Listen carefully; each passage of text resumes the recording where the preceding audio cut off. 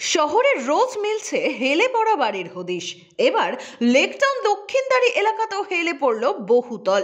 দক্ষিণ দমদম পুরসভার ৩৩ নম্বর ওয়ার্ডে লেকটাউন দক্ষিণদারি ২৬ নম্বর রেলগেটের পাশে খোঁজ মিলল হেলে পড়া এক আবাসনের। স্থানীয় বাসিন্দারা জানান, পাশাপাশি দুটি বহুতল, একটি হেলে অন্যটির একেবারে ঘাড়ে উঠে গিয়েছে।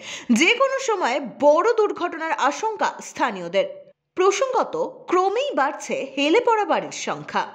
বাঘাযতীন দিয়ে শুরু হয়েছিল, একে একে ট্যাংরা, তপসিয়া, মুকুন্দপুর, এন্টালি, বাগুইয়াটি, দক্ষিণদারি, তালিকা দীর্ঘ হচ্ছে। বিরোধীদের অভিযোগ, বিভিন্ন জলা জায়গা বুঝিয়ে এই সমস্ত বহুতল বাড়ি নির্মাণ হওয়ায় বিপদ বাড়ছে, বেআইনি নির্মাণেই বাড়ছে ঝুঁকি। তবে দক্ষিণদারির এই ঘটনায় স্থানীয় বাসিন্দাদের দাবি, এখানে জলা জমি ছিল না, এখানে বাড়ি ছিল, তা ভেঙে বহুতল করা হয়েছে। বহুতলের এক বাসিন্দারও দাবি, সব নিয়ম মেনেই নির্মাণ হয়েছে, তারপরও এই ঘটনা উদ্বেগের।